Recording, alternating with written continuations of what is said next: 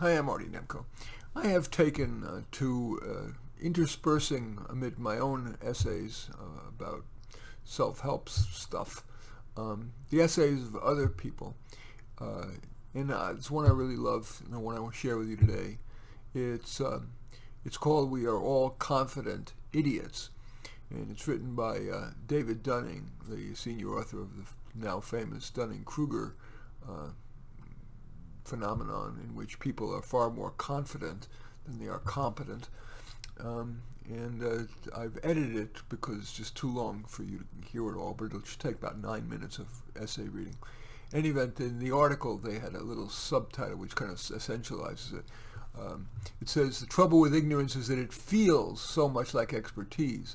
A leading researcher on the psychology of human wrongness sets us straight." Okay, so here it is.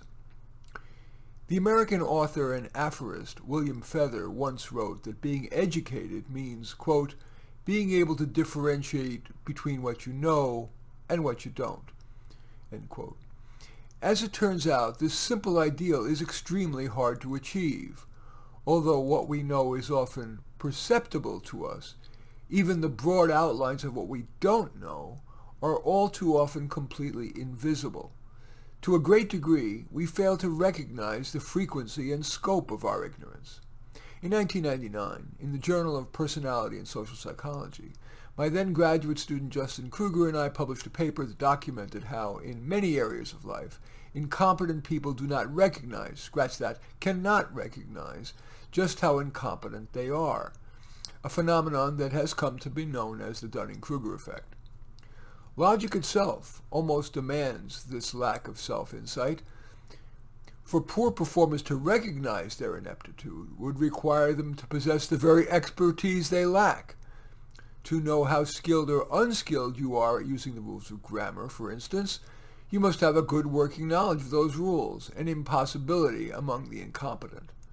Poor performers, and we're all poor performers at some things, fail to see the flaws in their thinking, or the answers that they lack. What's curious is that in many cases, incompetence does not leave people disoriented, perplexed, or cautious. Instead, the incompetent are often blessed with an inappropriate confidence, buoyed by something that feels to them like knowledge. This isn't just an armchair theory. A whole battery of studies conducted by myself and others have confirmed that people who don't know much about a given set of cognitive, technical, or social skills tend to grossly overestimate their prowess and performance, whether it's grammar, emotional intelligence, logical reasoning, firearm care and safety, debating, or financial knowledge. College students who hand in exams that will earn D's and F's tend to think that their efforts will be worthy of far higher grades. Low-performing chess players, bridge players, and medical students and elderly people applying for a renewed driver's license similarly overestimate their competence by a long shot. Many Americans' financial ignorance is of the inappropriately confident variety. In 2012, the National Financial Capability Study, conducted by the Financial Industry Regulatory Authority with the U.S. Treasury, asked 25,000 respondents to rate their own financial knowledge and then went on to measure their actual financial literacy. The roughly 800 respondents who said they had filed bankruptcy within the previous 2 years performed fairly dismally on the test, in the 37th percentile on average. But they rated their overall financial knowledge more, not less positively than other respondents did.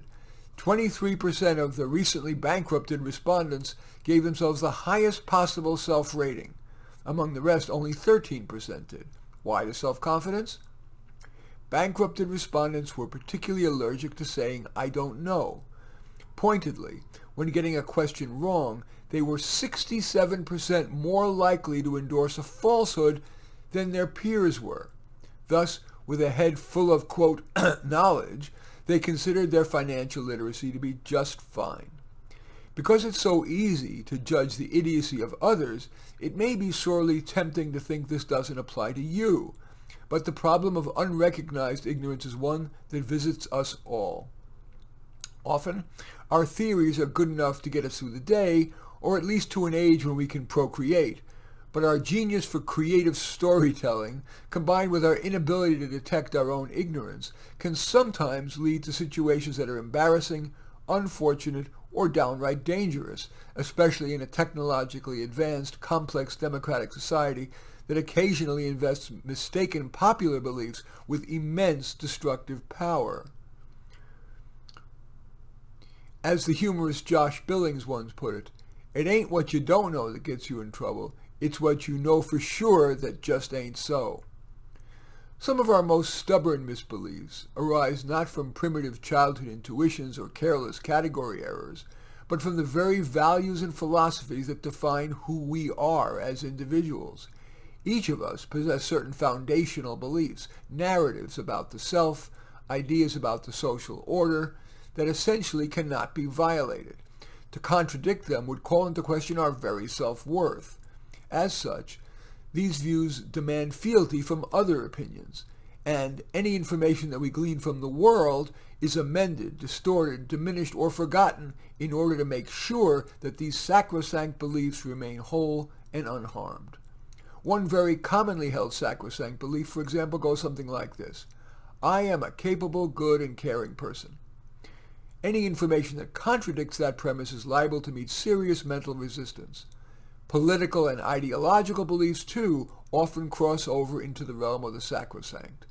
The anthropological theory of cultural cognition suggests that people everywhere tend to sort ideologically into cultural worldviews diverging along a couple of axes. They are either individualist, that is, favoring autonomy, freedom, and self-reliance, or communitarian, giving more weight to benefits and costs borne by the entire community. And they are either hierarchist, that is, favoring the distribution of social duties and resources along a ranking, or egalitarian, dismissing the idea of ranking people. According to the theory of cultural cognition, humans process information in a way that not only reflects these organizing principles, but also reinforces them. These ideological anchor points can have a profound and wide-ranging impact on what people believe, and even on what they, quote, know to be true. When Kahan, this was somebody mentioned earlier, the part that I deleted, when Kahan surveyed uninformed respondents, their opinions were all over the map. But when he gave another group of respondents a very brief, meticulously balanced description of the promises and perils of nanotech, the remarkable gravitational pull of deeply held sacrosanct beliefs became apparent. With just 2 paragraphs of scant though accurate information to go on, people's views of nanotechnology split markedly and aligned with their overall worldviews. Hierarchists, that is, individualists, found themselves viewing nanotechnology more favorably. Egalitarians, that is, collectivists, took the opposite stance, insisting that nanotechnology has more potential for harm than good. Why would this be? Because of underlying beliefs. Hierarchists, who are favorably disposed to people in authority, may respect industry and scientific leaders who trumpet the unproven promise of nanotechnology. Egalitarians, on the other hand, may fear that the new technology could present an advantage that conveys only to a few people, and collectivists might worry that nanotechnology firms will pay insufficient heed to their industry's effects on the environment and public health. Kahan's conclusion? If 2 paragraphs of text are enough to send people on a glide path to polarization, simply giving members of the public more information probably won't help them arrive at a shared, neutral understanding of the facts. It will just reinforce their biased views. Unfortunately for all of us, policies and decisions that are founded on ignorance have a strong tendency sooner or later to blow up in one's face.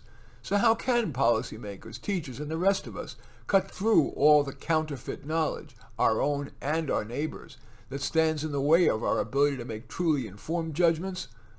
The way we traditionally conceive of ignorance as an absence of knowledge leads us to think of education as its natural antidote. But education, even when done skillfully, can produce illusory confidence. How can we learn to recognize our own ignorance and misbeliefs? To begin with, imagine that you are part of a small group that needs to make a decision about some matter of importance. Behavioral scientists often recommend that small groups appoint someone to serve as a devil's advocate, a person whose job is to question and criticize the group's logic. While this approach can prolong group discussions, irritate the group, and be uncomfortable, the decisions that groups ultimately reach are usually more accurate and more solidly grounded than they otherwise would. For individuals, the trick is to be your own devil's advocate, to think through how your favored conclusions might be misguided, to ask yourself how you might be wrong, or how things might turn out differently from what you expect. American comedians like Jimmy Kimmel and Jay Leno have a long history of lampooning their countrymen's ignorance, and American scolds have a long history of lamenting it. Every few years, for at least the past century, various groups of serious-minded citizens have conducted studies of civic literacy, asking members of the public about the nation's history and governance, and held up the results as cause for grave concern over cultural decline and decay. In 1943, after a survey of 7,000 college freshmen found that only 6% could identify the original 13 colonies, with some believing that Abraham Lincoln was our first president, who, quote, emaciated the slaves. The New York Times lamented the nation's, quote, appallingly ignorant, end quote, youth. In 2002, after a national test of 4th, 8th, and 12th graders produced similar results, the Weekly Standard pronounced America's students, quote, dumb as rocks. In 2008, the Intercollegiate Studies Institute surveyed 2,508 Americans and found that 20% of them think the Electoral College, quote, trains those aspiring for higher political office, or, quote, was established to supervise the first televised presidential debates. Alarms were again raised about the decline of civic literacy. Ironically, as Stanford historian Sam Weinberg has written, people who lament America's worsening ignorance of its own history are themselves often blind to how many before them have made the exact same lament.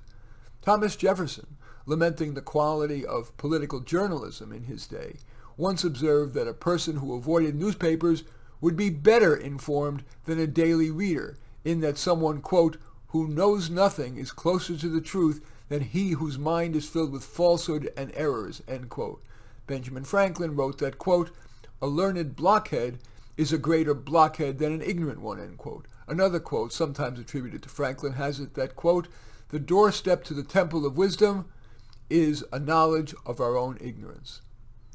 Stumbling through all our cognitive clutter just to recognize a true I don't know may not constitute failure as much as it does an enviable success, a crucial signpost that shows us that we are traveling in the right direction toward the truth.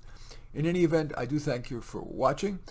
This was excerpts from an essay by David Dunning about the title. Let me get it exactly right for you again. It is, We Are All Confident Idiots. In any event, I do thank you for watching. I'm Marty Nemko. I welcome your thumbs up and accept your thumbs down. I always look forward to your comments and especially like it if you hit the share button below. Share on your social media so that my efforts have broader impact.